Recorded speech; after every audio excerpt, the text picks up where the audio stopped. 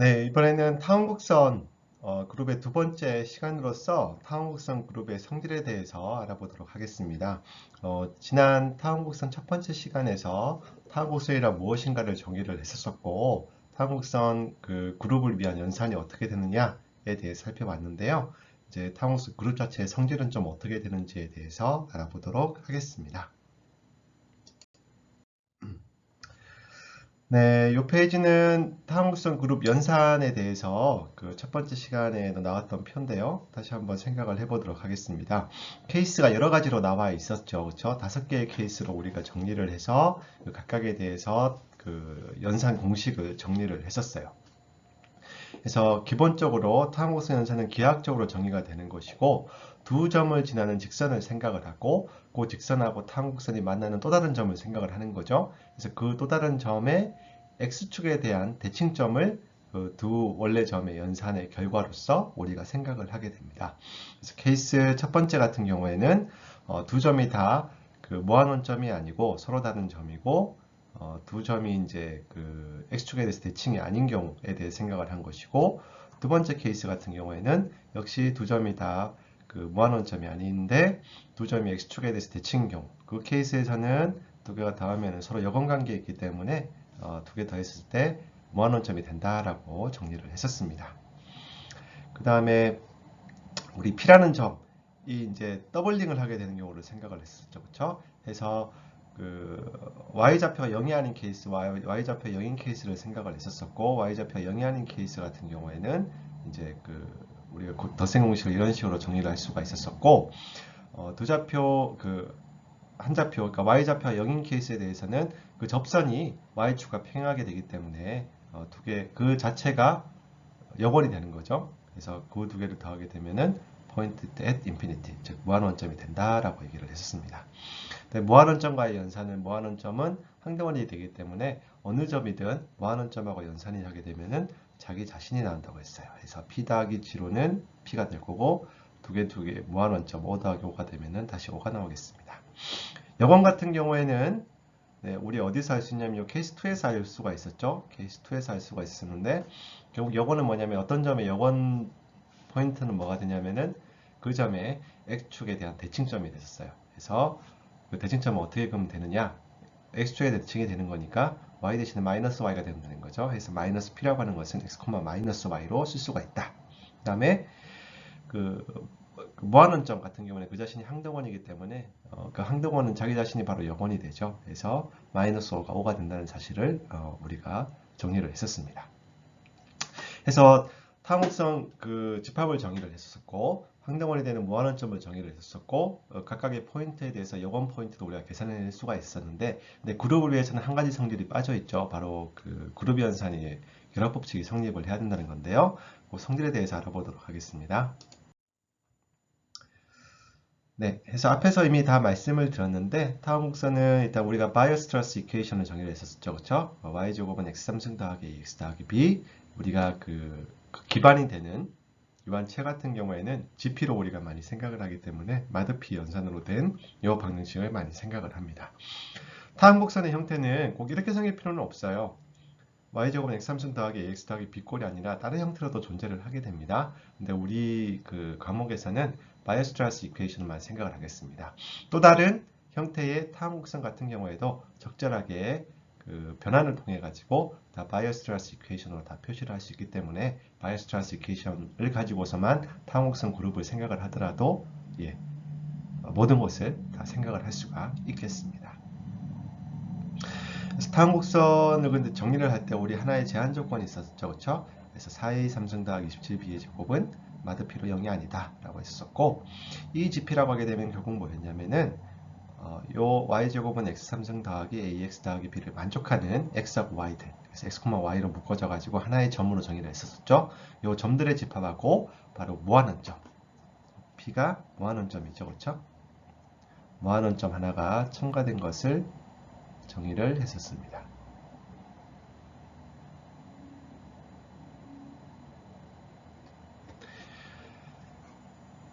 네, 그래서 우리 덧셈 연산을 정의를 했었었는데, 우리가 하나를 보이진 않았어요. 결합 법칙을 성립하는지를 보이진 않았었어요. 결합 법칙이 성립한다는 얘기는 P1, P2, P3 임의의 타원곡선 위에 있는 P1, P2, P3를 생각을 했었을 때 P1, P2를 더한 다음에 P3를 더하는 거랑 그게 좌변이 될 거고요. 우변 같은 경우에는 P2하고 P3를 더한 거에서 P1을 더한 거를 생각할 거예요. 예. 이 두 개가 같으냐라고 하는 것이 바로 결합 법칙인데 이 결합 법칙 증명은 네, 여러분들 지금 갖고 있는 덧셈 공식 가지고서 해보면 할 수는 있는데 굉장히 이제 계산은 굉장히 많이 요구를 하게 돼서 우리 요 과목에서는 요 결합 법칙을 증명을 하지는 않겠습니다. 막 케이스를 나눠가지고 모든 케이스에 대해서 다 성립하는 걸 이제 보일 수는 있어요. 앞에서 봤던 그 테이블 가지고서. 하지만 너무 오랜 시간이 걸리고 이미 결합 법칙이 알려졌다는 걸 잘 알고 있으면은 별로 그 증명 자체가 크나큰 새로운 지식적인 부분을 주지는 않기 때문에 네, 그것은 스킵을 하도록 하겠습니다.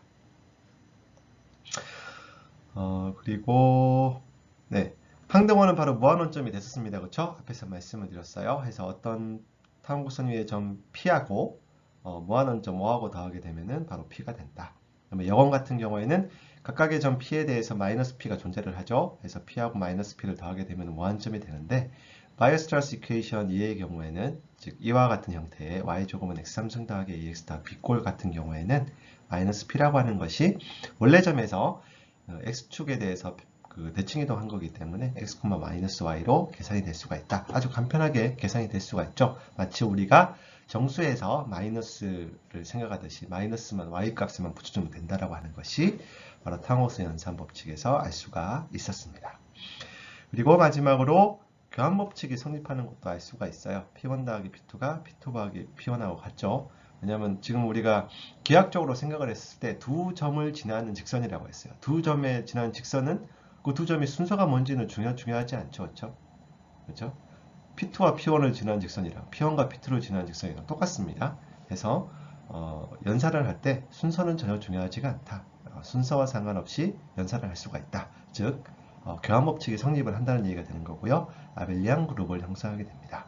그리고 해서 아주 좋은 성질을 가지고 있는 거죠. 모든 연산이 잘 정의가 되고 그리고 우리가 복잡한 케이스를 생각할 필요가 없이 교환 법칙까지 성립을 하게 되는 거니까 아주 좋은 그룹이라고 생각을 할 수가 있겠습니다. 물론 연산 같은 경우가 좀 복잡하죠. 우리가 GP에서나 GN스타, GP스타 연산을 해보면은 그냥 우리가 거의 정수에서 연산을 해주고 나눗셈이 한 번 있는 정도인데 타원곡선 같은 경우에는 막 여건도 계산을 해야 되고 그다음에 파이널 필드 연산을 여러 번 해야 되는 부분이 있죠. 그래서 조금 복잡하긴 하지만은 그렇게 많이 복잡해지지는 않는 어느 정도 쓸만한 연산량을 가진 그룹이다라는 걸 알 수가 있어요.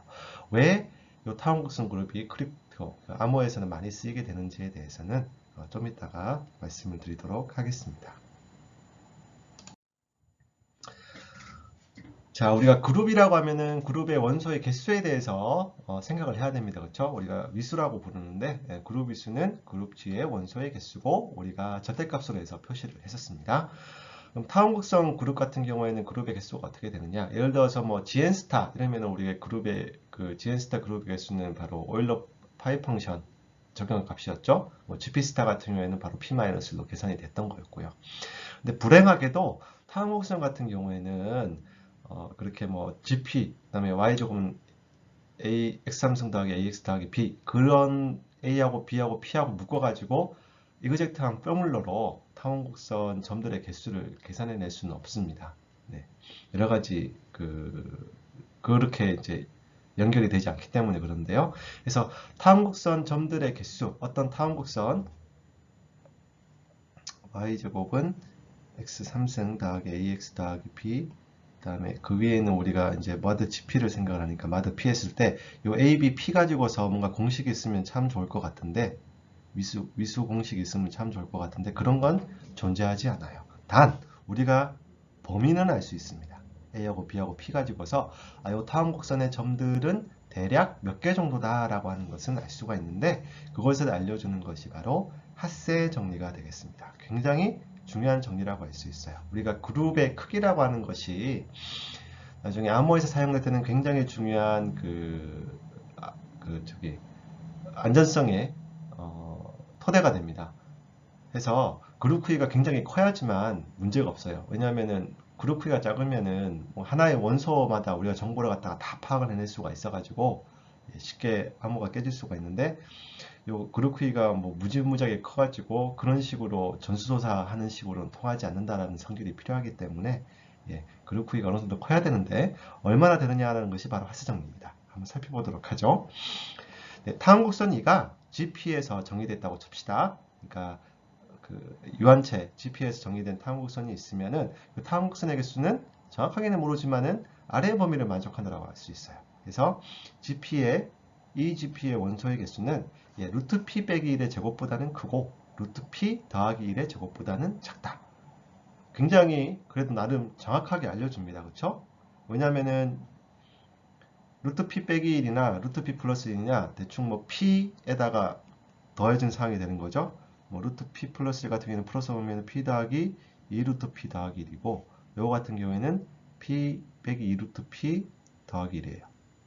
그러니까 마이너스 루트 P, 2 루트 P 요만큼만 지금 다른 상황이 되는 거고, 우리가 대략적으로 그럼 스케일이 어떻게 되는지를 판단해 보려면은 마이너스 플러스를 빼고 나면 뭐가 되죠? 대충 P가 되는 거죠.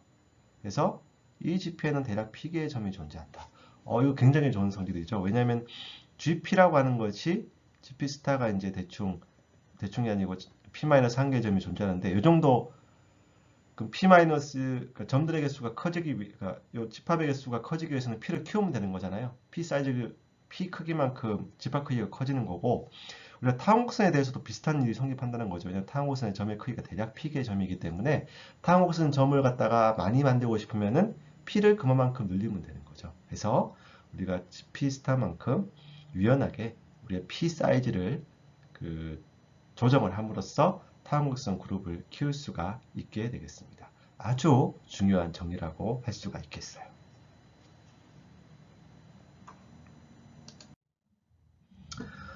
네, 예시를 조금 보도록 하겠습니다. 첫 번째 시간에도 많이 봤던 그 타원곡선인데 x3승 더하기 7, 마드 17에 대해서 보도록 하겠어요. 하스의 정리에 따르면은 우리가 요 점의 타원곡선의 개수, 그러니까 G2의 G17을 이제 생각을 해보고 싶은 건데, 요게 루트 P 플러스 1의 제곱보다는 작고 루트 P 빼기 1의 제곱보다는 크다고 하는 것이 하스 정리였었죠. 그렇죠? 이게 하스 정리였어요. 그러면 루트 P 빼기 1의 제곱과 루트 P 플러스 1의 제곱을 계산해 보면은 루트 P 빼기 1의 제곱은 9.8 정도 되고요. 루트 P 플러스 1의 제곱은 26.2가 돼요. 제법 그 차이가 있긴 하지만은 이 P가 커지게 되면은 그 차이도 점점 상대적으로 줄어들게 됩니다. 그래서 2라고 하는 것은 10개 이상 26개 이하의 점을 포함한다고 볼 수가 있어요. 그럼 실제로 y제곱은 x3승 더하기 7에 있는 모든 점을 계산을 해보는 거죠. 그럼 일단 무한원점은 들어가게 될 거고요. 원래 항상 들어가게 되는 거니까. 점을 갖다 다 계산을 해봐야 하는데, 점을 그럼 어떻게 계산을 할 거냐라고 하는 문제가 생기는데, 이건 별 수는 없습니다. 지금 x 값으로 가질 수 있는 게 얼마가 있어요? x가 0부터 1, 2, GP에 있으니까 16까지 가질 수가 있죠. 그럼 그 각각의 x에 대해서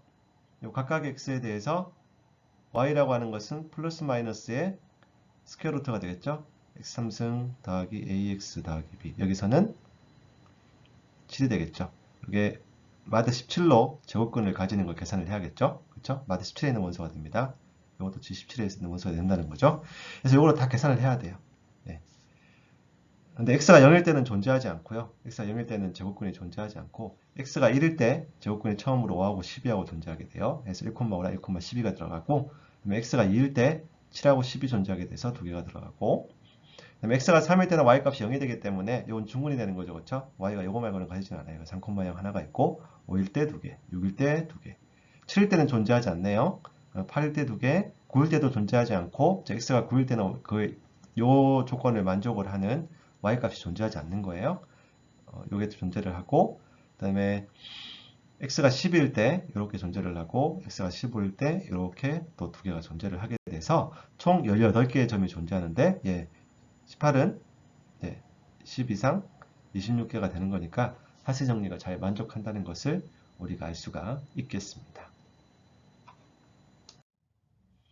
우리가 그룹을 생각을 할 때 시클릭 그룹을 많이 생각을 한다라고 했었어요. 그럼 타원곡선은 시클릭 그룹이 되느냐라고 하는 것이 조금 궁금하긴 하죠. 우리가 예를 들어서 GP 스타 같은 경우에는 무조건 어떤 G가 있어가지고 이게 시클릭 그룹이 된다는 걸 알고 있었어요. 그쵸? 그러면 우리가 궁금한 게, 이 GP도 시클릭 그룹이 될까? 될까라고 하는데 아니라는 겁니다. 아니다. 그렇지는 않습니다. 그래서 우리가 그럼 시클릭 그룹, EGP 자체가 이제 시클릭 그룹이지는 않으니까 되는 경우도 있고 안 되는 경우도 있으니까 우리 아니라고 얘기를 하죠, 보통은. 그렇게 되면은. 그래서 우리가 타항곡선에서 시클릭 서브 그룹을 생각을 해요. 서브 그룹 우리가 고민할 수 있죠. 그럼 어떻게 하느냐? 임의의 포인트 하나 G를 잡습니다. G라는 것을 잡고 나서 우리가 요 서브 그룹을 생성하는데 요 G 하나로만 생성되는 서브 그룹을 생각하면 되겠죠. 그렇죠? 그럼 뭐가 되는 거죠? G, 2G, 3G, 4G 쭉 나가는 거죠. 그렇죠? 어느 순간 이거는 유한 그룹이기 때문에 어느 순간은 무한원점이 나오게 됩니다. 그렇죠? 그래서 그런 식으로 우리가 타항곡선 그룹에서 모든 타항곡선의 포인트를 사용하지는 않을 거고 그것에 그 시클릭 서브 그룹을 생각을 할 거예요. 즉 시클릭 그룹을 뽑아내는 방법은 그리고 어떤 우리가 제너레이터 점 하나를 뽑을 거예요.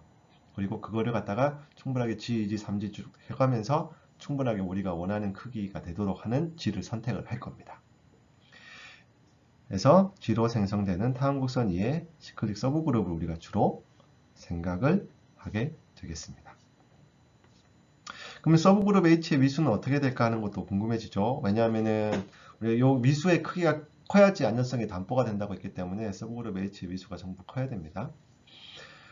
자, 그러면 미수라고 하면은 결국 제너레이터가 요 G 같은 경우에는 미수를 알려주는 게 요 n 값인데 그 n 값이 어떤 값이냐면은 G를 n배 줬을 때 요 ng가 의미하는 게 뭐냐면은 G를 n번 더한 거죠, 그렇죠?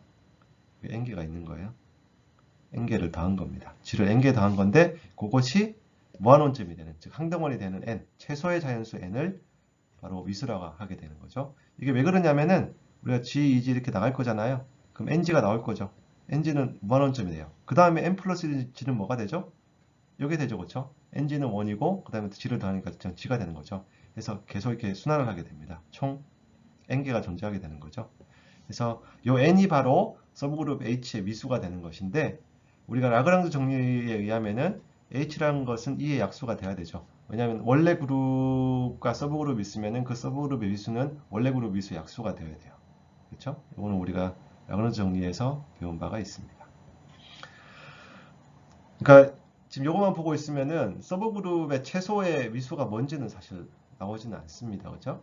그래서 우리가 타운구선 자체는 충분하게 크다라고 하면은 그 서브그룹도 충분하게 클 것이다 라고 우리가 예상을 하고요. 거기서 어떤 타운구선 그룹에 있는 어떤 임의의 점을 뽑아와요. 그 점을 갖다가 쭉 늘어가면서 충분한 크기가 되는지를 우리가 계산을 해서 우리 H를 생성을 하고 그 H를 암호 그룹에서는 생각을 하게 됩니다. 그래서 이 H 생성 같은 경우에는 표준에서 이미 다 정해져 있어요. 그래서 어떤 G를 쓰면은 된다라고 하는 것이 표준에서 정해져 있고 요 어떤 그룹을 쓸지는 공통으로 모든 사람이 공통으로 쓸 수 있는 거기 때문에 딱 하나가 정해지면은 그거에 따라서 그냥 계산을 하면 됩니다. 그래서 표준에 정해져 있는 타원곡선 공식이 있어요. y제곱의 바이오스트라스 이퀘이션이 있고요. 거기서 어떠한 제너레이터 쓰면 된다라고 하는 것이 이미 다 나와 있기 때문에 그것대로 상용 시스템에서는 그렇게 사용을 하면 되겠습니다. 그럼 예시를 조금 생각을 해보면은 이 17에서 생각을 해보면은 이 타항곡선의 위수는 18이라고 우리가 앞에서 계산을 했었습니다. 그렇죠? 근데 우리가 재밌게도 이 제너레이터를 15,13으로 해보게 되면은 그 위수가 18이 나옵니다. G를 갖다가 17번까지 더했을 때는 포인트 인피니티가 안 나오는데 G를 18번 더하게 되면은 바로 포인트 인피니티가 나와요. 그러면은 G라고 하는 것의 위수가 18이 되고 원래 타항곡선의 위수도 18이기 때문에 이 말은 무슨 말이죠? 이 타항곡선은 시클릭 그룹이 된다는 얘기죠. 그렇죠? 이 타항곡선은 시클릭 그룹이에요. 그룹인 타항곡선이 되는 거죠.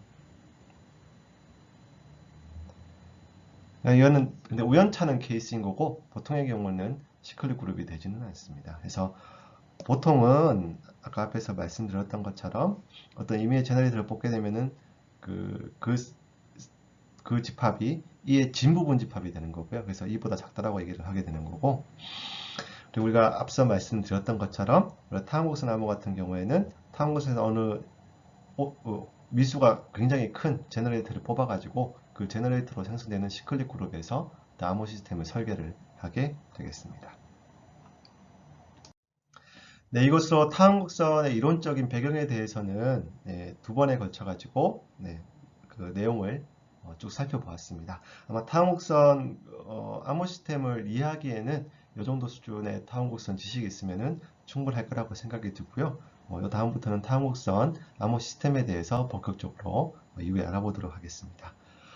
네, 이것으로 타항곡선에 대한 강의를 마치도록 하겠습니다. 고맙습니다.